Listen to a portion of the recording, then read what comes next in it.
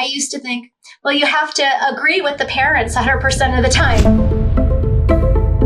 And what that research study showed me is parents and professionals might see things differently, and that's okay. It's a way to have a conversation.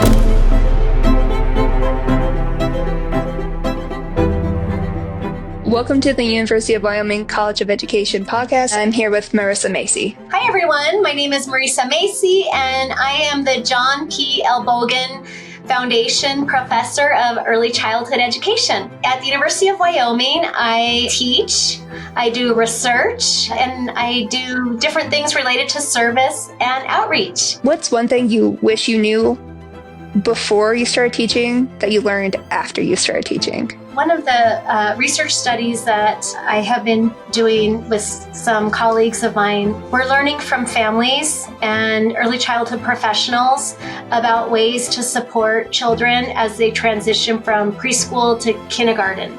And so what our study was looking at is different ways parents and professionals could learn from each other. And so the professional in our research study used an authentic assessment measure to look at the child's areas of development and also reading and math. And then the parent was also given an authentic assessment measure for the child and asked similar kinds of questions.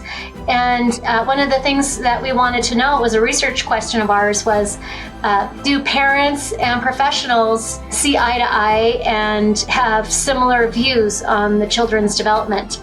And it was really interesting. It was 2 years that we did this study. So we had preschoolers 1 year, and then they went off to kindergarten. And then we had a completely different cohort of preschoolers. And then we looked at parents and professionals and looked at the congruency or agreement between their ratings. And so they rated the child on 6 areas of development. So fine motor, gross motor, cognitive, adaptive, communication, social emotional development. And then they also use the scoring measure to provide input on the child's early literacy skills and also early math. And it was really neat to be able to see. And I think before I became a teacher, I used to think, well, you have to agree with the parents 100% of the time. And what that research study showed me is that parents and professionals might see things differently because maybe the child is different across the settings. Maybe in the area of communication, maybe they don't talk as much at school, but at home they're a chatterbox. So teachers and parents might not see things exactly the same, and that's okay. It's a way to have a conversation. And so I think that's one thing that has changed for me over time. I used to think before I became a teacher that it was important to be able to work with families. And over time, I've realized it's the relationship that matters probably the most with the families, and that good assessment tools can give us information to have these conversations with parents and families and familiar caregivers. We all want the best for children, and being on the team with each other is a way that we can support children. And that study was preschool to kindergarten, but probably all ages and grade levels, it's important to have a good relationship with parents and families. I think another thing too, if I were to give some lessons learned, would be to serve each family in unique ways. Different families want different things. I used to think when I was a grad student that parents would want us to do home visits, to do the assessments. And I did a study and I asked parents if they would prefer us to come to their house and do a home visit, or if they would prefer to come to the clinic and do the assessment in a clinical setting. And they surprised me. About half the parents said, we don't want you coming into our house. We'll come to you. We'll come to the clinic and do the assessment there. And I think not making assumptions. One of the lessons that I've learned is to not assume or make assumptions about parents and families. Ask, have good open communication, and ask families' questions. And sometimes it takes a long time for some families to open up and to have that trust with us. There's this famous study called the 3-minute interview, and it's in the health communication literature. And these researchers, they wanted to understand doctors and patients. And so they examined the conversations that happen in doctors' offices.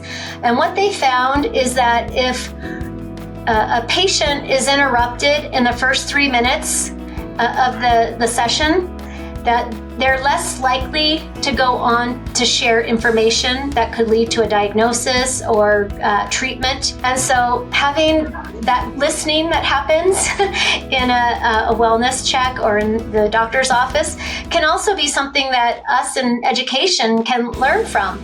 That parents want to be heard and they want to be listened to and they want to be seen. And we need to do that for our families. We need to see them, we need to hear them, we need to understand as best we can.